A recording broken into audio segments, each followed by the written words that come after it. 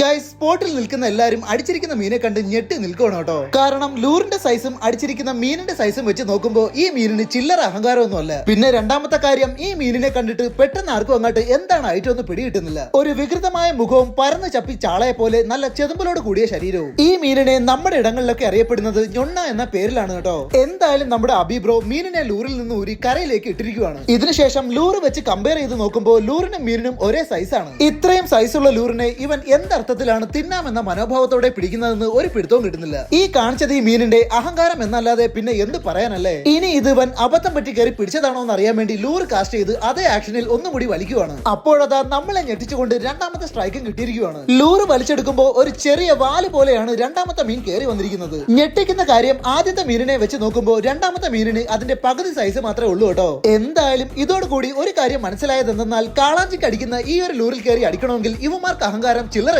കൂടാതെ ഇത്രയും കലിപ്പന്മാരായ യുവമാർക്ക് ഞൊണ്ണ എന്ന് പേരിട്ടവനെ വേണം ഫസ്റ്റ് പിടിച്ച് 2 കൊടുക്കാൻ കേട്ടോ.